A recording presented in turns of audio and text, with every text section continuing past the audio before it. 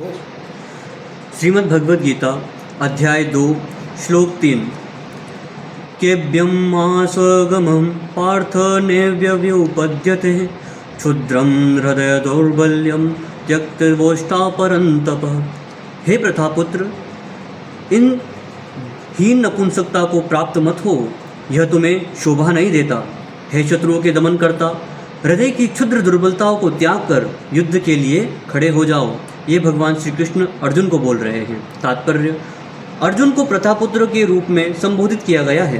प्रथापुत्र के पिता प्रथा कृष्ण के पिता वसुदेव की बहन थी, अतः कृष्ण के साथ अर्जुन का रक्त संबंध था। यदि क्षत्रिय पुत्र लड़ने से मना करता है तो वह नाम का क्षत्रिय है, और यदि ब्राह्मण पुत्र अपवित्र कार्य करता है तो वह नाम का ब्राह्मण है।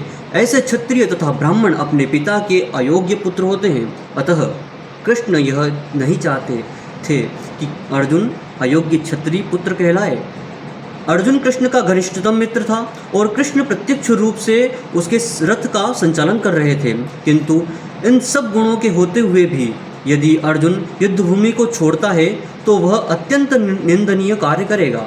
अतः कृष्ण ने कहा कि ऐसी प्रवृत्ति अर्जुन के व्यक्तित्व को शोभा नहीं देती।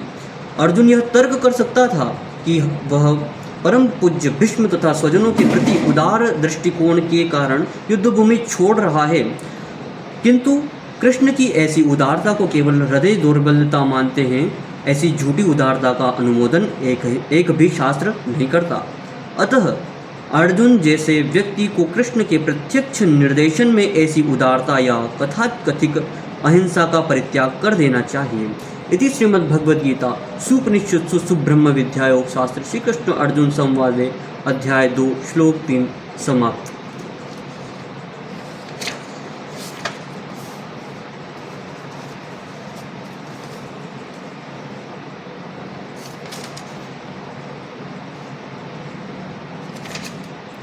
परमेश्वर तथा उनका दिव्य धाम ये दोनों ही सनातन हैं और जीव भी सनातन है।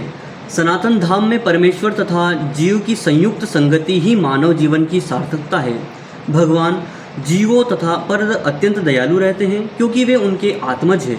भगवान कृष्ण ने भगवद गीता में घोषित किया है, सर्व योनिषु अहम बीज पिता मैं सबका पिता हूँ। निसंदेह अपने अपने कर्मों के अनुसार नाना प्रकार के जीव हैं, लेकिन यहाँ पर कृष्ण कहते हैं कि वे उन सबके पिता हैं। अतएव भगवान उन समस्त पतित बद्ध जीवों का उद्धार करने तथा उन्हें सनातन धाम वापस बुलाने के लिए अवतरित होते हैं, जिससे सनातन जीव भगवान की नित्य संगति में रहकर अपनी सनातन स्थिति को पुनः प्राप्त कर सके।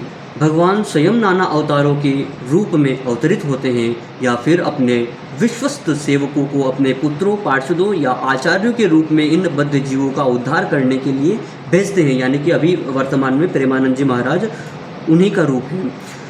अतः सनातन धर्म किसी सांप्रदायिक धर्म पद्धति का सूचक नहीं है। यह तो नित्य परमेश्वर के साथ नित्य जीवों के नित्य कर्म का सूचक है। जैसा कि पहले कहा जा चुका है कि यह जीव के नित्य धर्म को बताता है। श्रीपाद रामानुजाचार्य ने सनातन शब्द की व्याख्या इस प्रकार की है। रामानुजाचार्य को आप पहचानते होंगे, वह जिसका न आदि हो न अंत। अतएव जब हम सनातन धर्म के विषय में बात करते हैं तो हमें श्रीपाद रामानुजाचार्य के प्रमाण के आधार पर यह मान लेना चाहिए कि इसका न आदि है और ना ही अंत है। बांके बिहारी लाल की जय।